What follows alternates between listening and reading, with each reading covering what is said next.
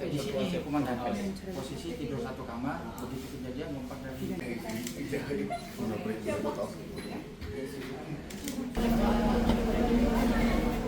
Syederalun, momen haru saat Komandan Korem 011 Lila Wangsa, Kolonel Infantri Ali Imran bersama Ketua Persit Kartika Chandra, Kirana Koorcap Rem 011 PD Iskandar Muda, Nyonya Dini Imran berkunjung menemui anggota dan keluarga prajurit TNI di Kodim 0117 Aceh Tamiang pada Senin 8 Desember 2025 kemarin.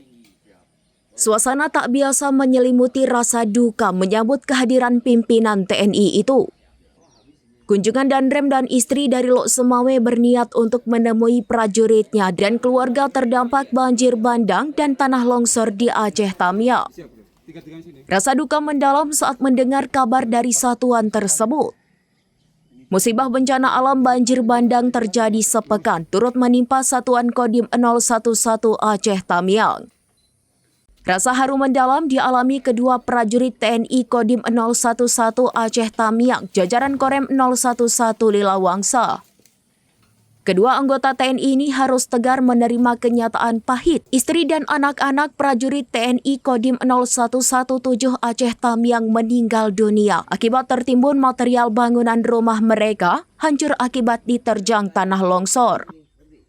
Musibah nahas itu terjadi pada sekitar pukul 22 waktu Indonesia bagian Barat saat keluarga anak-anak dan istri prajurit itu tertidur pulas di rumah mereka. Pasca terjadinya peristiwa bencana alam banjir bandang dan tanah longsor. Memporak-porandakan wilayah Kabupaten Aceh Tamiang terjadi sekitar akhir November 2025 lalu.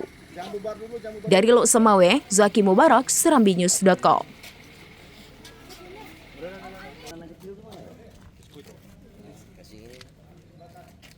Download Tribun X sekarang, menghadirkan lokal menjadi Indonesia.